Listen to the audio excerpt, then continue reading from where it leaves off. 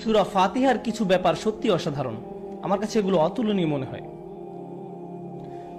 সূরা ফাতিহার প্রথম 3টি আয়াত হলো আল্লাহকে নিয়ে, আলহামদুলিল্লাহি রাব্বিল আলামিন আর রহমানির রহিম মালিকি ইয়াউমিদ্দিন। এই আয়াত 3টি কাকে নিয়ে?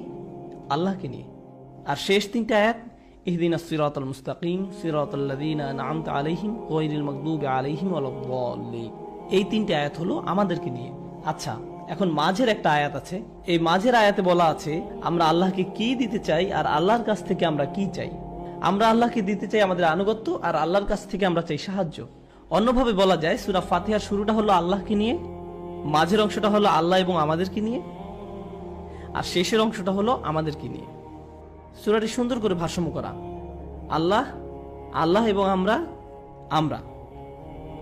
আল্লাহর সাথে আমাদের সম্পর্ক এরকম ভাবেই ভারসাম্য করে রাখা হয়েছে। তাহলে প্রথম 3 আয়াত হলো আলহামদুলিল্লাহি রাব্বিল আলামিন আর রহমানির রহিম মালিকি ইয়াউমিদ্দিন। এই 3 আয়াতের মর্মার্থ কি জানেন? আমি আগে বিশদ বর্ণনা করেছি। প্রশংসা, কৃতজ্ঞতা, তিনি আমাদের মালিক।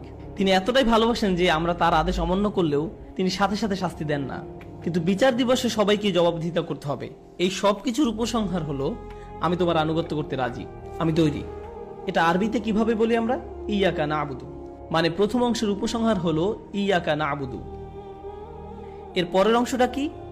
ইয়াকা নাস্তাঈন, আমরা আপনার সাহায্য চাচ্ছি। খেয়াল করে দেখুন, সূরা ফাতিহার বাকি অংশে আমরা কিন্তু সাহায্যই চাচ্ছি।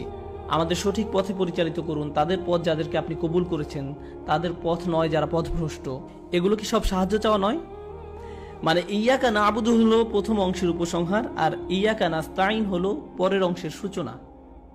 কত সুন্দরভাবে ভারসাম্য করা আছে সূরাটিতে, অতুলনীয় ভারসাম্য।